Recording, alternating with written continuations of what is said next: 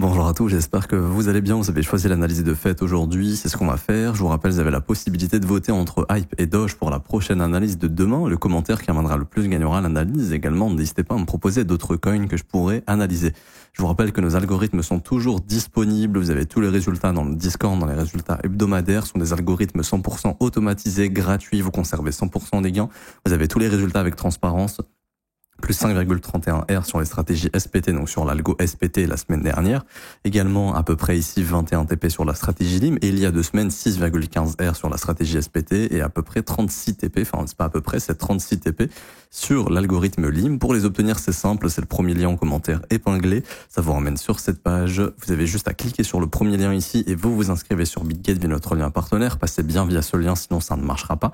Vous validez votre KYC sur la plateforme et ensuite vous avez juste à faire obtenir nos algos trading 100% gratuitement. Vous remplissez prénom, email, identifiant BitGet, vous cliquez sur rejoindre, ça vous donne l'accès aux algorithmes et ensuite on vous montre comment les configurer juste ici dans le tutoriel, configure nos algorithmes de trading. Vous avez 1, 2, 3, 4 vidéos à regarder, ça va vous prendre 20 minutes et on vous explique tout. Comment activer les algorithmes, comment configurer les montants, comment configurer le risque, comment stopper les algorithmes et les relancer si besoin, etc., etc. Alors désolé, je perds un peu ma voix parce que je suis un peu malade. Pour revenir sur fait ici, hop. Alors bon, le marché de l'IA dans sa globalité est un peu en difficulté. Ça, je vous ai fait un point dessus la semaine passée. Donc pour le moment, il n'y a pas encore de signe de reprise haussière sur ce marché pour le moment. Ça veut pas dire qu'il faut le shorter ou qu'il faut tout vendre, hein. Les prix sont plutôt intéressants d'un point de vue retracement, mais ça veut juste dire que si vous voulez gagner de l'argent, il va falloir être patient et attendre sincèrement que le marché remonte des signaux de dynamique haussière, ce qui n'est pas encore le cas actuellement. Comme vous pouvez le voir ici, j'aime bien analyser les graphiques en annuel, donc on va passer en échelle annuelle et on voit que le marché est venu prendre le plus bas de 2024. Donc ce qui fait qu'on est sur un point d'intérêt qui est très intéressant et c'est de se dire que tous ceux qui ont acheté en 2024 actuellement sont en perte. Pourquoi? Parce que si vous regardez la bougie mensuelle de 2024, c'est une bougie où on l'a ouverte. Donc le 1er janvier 2024, le prix était à 67 centimes. Courant 2024, on a fait un plus bas à 49 centimes. On a fait un plus haut jusqu'à à peu près 3,47 $ et on a clôturé la bougie de 2024 à 1,27 $. Ensuite, la bougie 2025 s'est ouverte au niveau des 1,27 $. On a fait un plus haut en 2025 à 1,65 $. Donc ça, c'est ce qu'on appelle le yearly high actuellement. Et vous avez ici le plus bas de 2024 qui vient d'être déclenché. Donc c'est simple, tous les investisseurs de 2024 actuellement sont en perte. C'est-à-dire que si tu as investi sur FET en 2024, c'est impossible que tu sois en gain actuellement.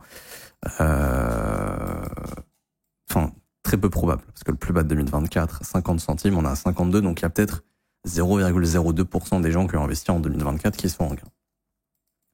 Et donc, quels seraient les objectifs? Alors, dans l'idée, pour moi, une zone de bottom, pour être honnête, on va localiser le plus bas de 2023, mais je pense pas que ça va être réaliste. Ouais, franchement, ça m'étonnerait qu'on ait une chute aux 9 centimes, je vais être honnête avec vous, parce que si c'est le cas, c'est-à-dire qu'on perd encore 85% de valeur. Si on perd 85% de valeur, c'est que Bitcoin s'est fait éclater. En cas de vraiment grosse baisse sur Bitcoin, je pense qu'on ne devrait pas descendre sous les 40 000 $. Donc ça me paraît pas réaliste. Je ne dis pas qu'on va à 40 000 sur Bitcoin, c'est juste que les prix de production vraiment planchers sont autour des 40 à 50 000. Donc c'est pour moi vraiment la zone de bottom ultime pour Bitcoin. Si un jour on revient dans cette zone, il faut aller sur BTC. Malgré qu'il y ait une récession, que ce soit la fin du monde, peu importe, ça sera une zone exceptionnelle. Maintenant, du côté de Fed, même si Bitcoin va à 40 ou 50 000, je pense pas qu'on ira à 9 centimes. Du coup, c'est pas un bottom réaliste, à mon avis. Je regarde ce qui a été fait précédemment. On voit ici qu'on avait un fair value gap vectoriel, qu'on est revenu bosser. Ok, ça a déjà été fait, il n'y a pas forcément besoin d'y revenir. Donc ça, c'est bon. Quelles sont les zones qu'on peut bosser? Quelle serait une zone de bottom? À mon avis, ce serait le prochain fair value gap mensuel. Si je devais spéculer sur un bottom sur Fed, je spéculerais entre les 32 centimes et les 27 centimes. Pour être honnête. Pourquoi on rebondit ici? Puisqu'on a pris le plus bas de 2024, comme vous pouvez le voir, et là il y avait un beau fair value gap mensuel, on est venu dedans, on a formé notre rebond. Le problème c'est que ce rebond, il est hyper faible, et on remonte un petit peu, ici vous voyez, sous une petite forme de bear flag. Alors moi je fais pas de chartisme, hein, mais bon, n'importe qui ici qui fait du chartisme pourrait voir un peu le type de bear flag. C'est pas souvent comme ça qu'un bottom va se former. Est-ce que je vais vous demander d'observer pour confirmer la reprise baissière, parce que là, elle n'est pas vraiment encore confirmée, mais la dynamique reste baissière. Ça va être d'observer le dernier fair value gap aussi en daily qui s'est formé, entre les 52 centimes et les 54. C'est simple, si on retourne sous les 50, il y a énormément de chances qu'on revienne purger le plus bas de mars. ce qu'on appellera du coup le Previous Monthly Low, parce que je pense que début avril, on ira purger ce plus bas. Parce que la dynamique reste baissière et que ça deviendra... Alors courant avril, je pense qu'on ira purger le plus bas ici des 41 centimes.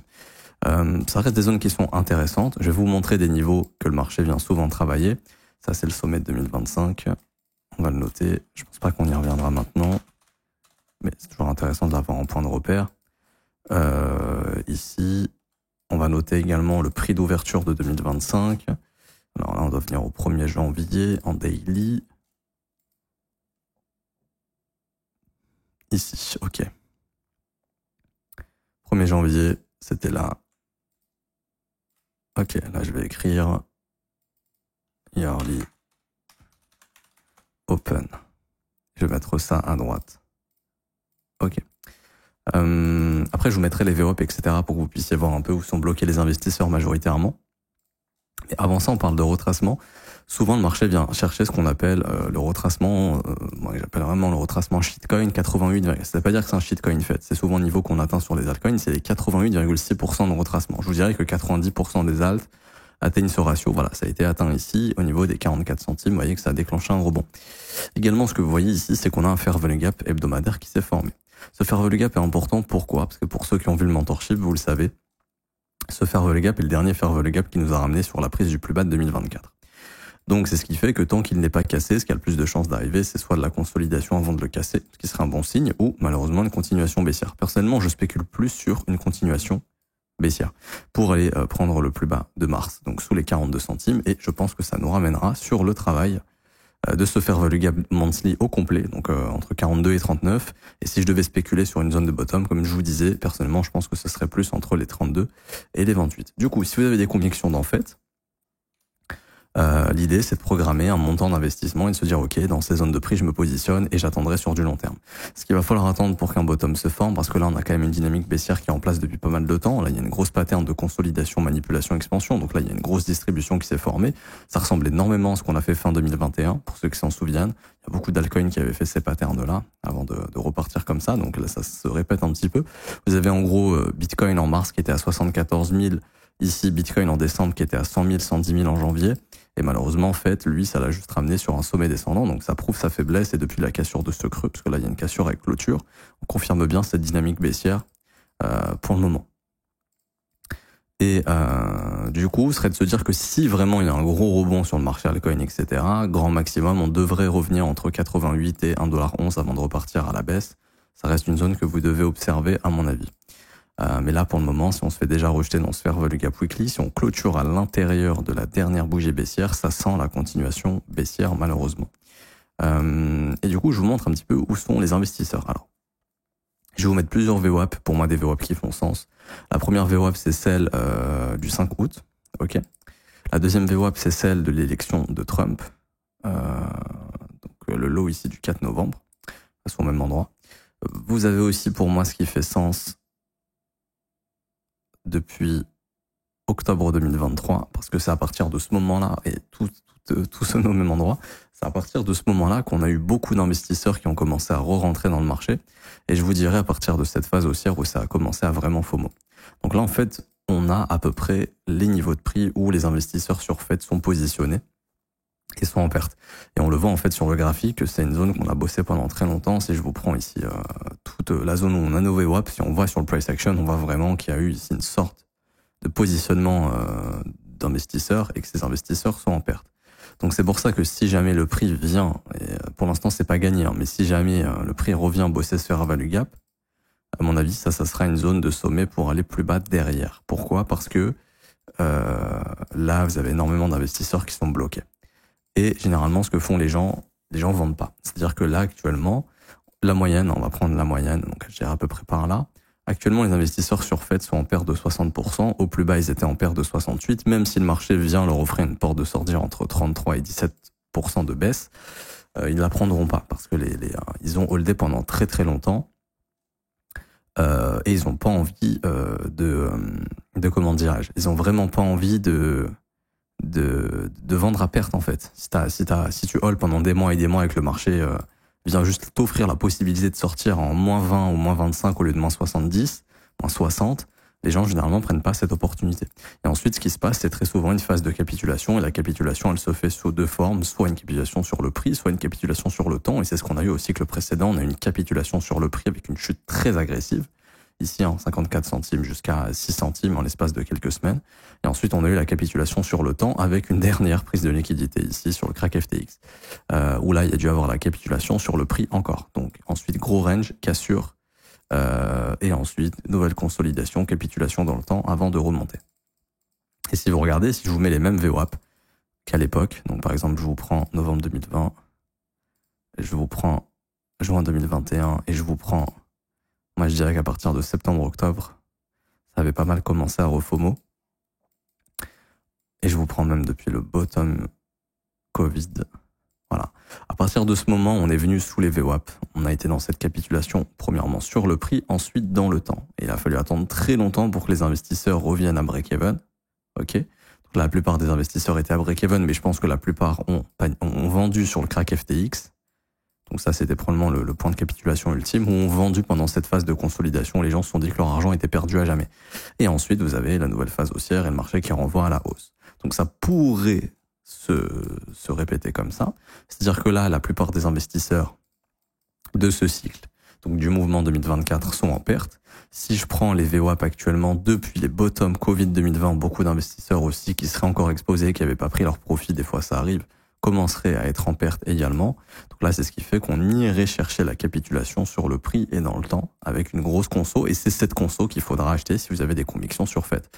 Et le jour où ça break out, comme ici, là, vous avez un gros signal pour rentrer à l'achat et que votre argent vous ramène quelque chose. Et pareil ici, ça c'est un de mes setups favoris, mais pump, retracement RLZ, grosse conso, breakout, là, faut renvoyer, faut racheter. Et ensuite, vous voyez le gros rallye qui se forme juste ici.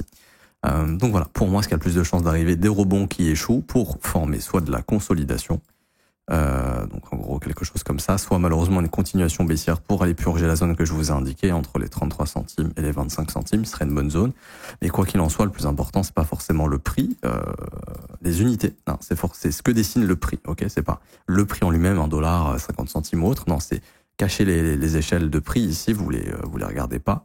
Vous regardez juste ce que vous indique le graphique, les bougies, en gros, ça le plus important, et ça vous reflète la psychologie du marché. Je vous assure que le jour où il fait un truc comme ça, et là, il n'y a plus personne qui y croit, et tous ces investisseurs qui sont positionnés vont probablement capituler ici. Et c'est à ce moment-là qu'il faudra se positionner si vous avez des convictions le long terme sur fait. Ok? Donc, il va falloir être patient.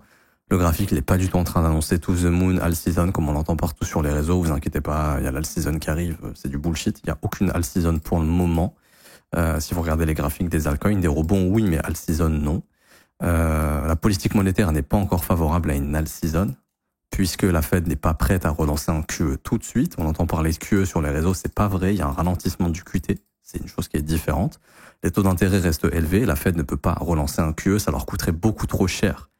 Et ça coûterait beaucoup trop cher au gouvernement aussi de s'endetter continuellement avec des taux d'intérêt aussi élevés. Donc c'est pour ça qu'on a une masse monétaire qui est en train de stagner en ce moment, qui monte légèrement parce qu'il y a toujours des Américains qui font des crédits, etc., même en Europe, mais il n'y a pas de quoi relancer le bull run du siècle pour le moment. Et quand on regarde également, pour moi, l'indicateur le plus pertinent, c'est l'impression de stablecoin dans le marché crypto.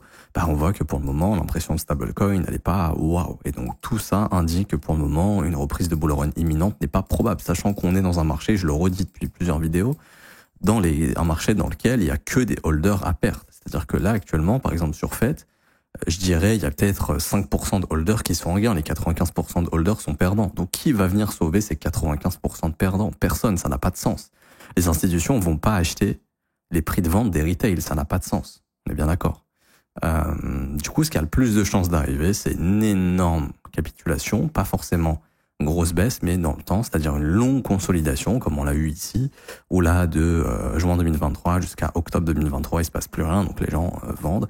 Et pareil ici, où ça a été encore plus long, mais de juin 2022 jusqu'à à peu près décembre 2022, pendant plus de 6 mois ici, on s'est retrouvé avec un Fed qui a rien fait du tout. Et donc là, les gens n'y croient plus, et c'est à ce moment-là où les gens vendent. Et vous allez voir que tous les cycles haussiers commencent par des phases comme ça, c'est-à-dire que vous avez des grosses consos. Là, on a le crack Covid, donc il y a la capitulation sur le prix à nouveau. Consolidation, manipulation, reconsolidation, expansion, reconsolidation, expansion. Il y a souvent ces grosses phases de conso avant l'expansion. Et là, en tout cas, si on est dedans, c'est trop tôt pour dire encore qu'on est dedans. On pourrait faire ça les prochaines semaines. Si on fait ça, là on pourra se dire ok, il y a moyen de retrouver du jeu sur Fête, mais pour le moment c'est pas le cas. Et quand on voit que sur les moindres rebonds, actuellement je vois qu'on est déjà en train de faire reversal candle et possiblement si on pète ce fair value gap haussier, oui là pour moi ça confirmera qu'on va réattaquer à la baisse, donc il faudra observer ces zones de prix. Donc je m'arrête ici pour aujourd'hui, j'espère que ça vous aura plu. Si c'est le cas, n'hésitez pas à laisser un petit pouce bleu, vous abonner si ce n'est pas déjà fait, mettre un petit commentaire. Merci à ceux qui jouent le jeu. Je vous rappelle, il y a mon mentorship qui est disponible, qui est gratuit, c'est le premier lien en commentaire épinglé. Il y a 22 vidéos qui vous attendent, 22 cours masterclass clairement. Vous avez des concepts de trading exceptionnels. Vous avez la théorie, ensuite vous avez la pratique, comment les exécuter. Et en plus de ça, ensuite vous aurez un accès au Discord, ici dans la petite partie VIP, pour avoir accès en direct justement à des membres qui déclenchent des setups, etc. etc. Ok, c'est gratuit, il n'y a absolument rien à payer, c'est le premier lien en commentaire épinglé, tous les liens utiles concernant mon contenu, il faut juste s'inscrire sur BitGet via notre lien partenaire, parce que c'est sur BitGet qu'on vous met les algos, c'est sur BitGet qu'on vous forme, etc. etc. Vous avez juste à créer votre compte, valider votre KYC, vous faites un trade d'une valeur d'au moins 100 USDT sur la plateforme, et une fois que ça c'est fait, vous avez la possibilité d'obtenir le mentorship et c'est très simple pour l'obtenir, c'est ce lien, la meilleure formation de trading crypto, vous cliquez dessus, vous cliquez sur obtenir gratuitement, vous renseignez votre mail, votre identifiant BitGet, vous cliquez sur recevoir, instantanément vous recevez une première formation que je vous offre, Assure ton bull market comme un pro, c'est une formation de 6 heures et ensuite, quelques heures plus tard, jusqu'à 24 heures après, vous aurez le mentorship également qui vous sera envoyé par mail et là, vous n'avez plus qu'à vous régaler et à re-regarder parce que c'est assez complexe, mais une fois que vous comprenez et maîtrisez ces concepts, vous faites vraiment un carnage. J'ai pas plus de choses à dire sur le mentorship et pour ceux qui veulent rejoindre l'école et se former à mes côtés du lundi au vendredi, avoir accès aux analyses privées que je partage pas publiquement, mes positionnements sur le marché, qu'est-ce que je fais, ma gestion du risque, les assets qui m'intéressent, je réponds à vos questions, j'analyse vos coins. En plus de ça, vous avez accès à la formation de l'école qui est la formation la plus complète, 19 heures de cours vidéo, 8 modules qui vous forment de A à Z. Ok, vous avez en plus de ça un accès exclusif au Discord dans la partie de l'école entre élèves pour poser toutes vos questions à moi-même et au professeur et que je puisse justement voir un petit peu vos avancées, répondre à vos questions, etc. Le prix est de seulement 49 € par mois, c'est sans engagement. Vous avez aussi les offres 3, 6 et 12 mois qui vous sont proposées, qui sont moins chères parce que ce sont des paiements one-shot. Je le redis, c'est sans engagement. Tu peux essayer un mois et annuler le renouvellement de ton abonnement si tu le souhaites à tout moment. Et vous avez aussi les témoignages des membres juste ici si vous voulez vous faire une petite idée. Je m'arrête ici. Bonne journée à tous. On se retrouve très bientôt. Ciao, ciao.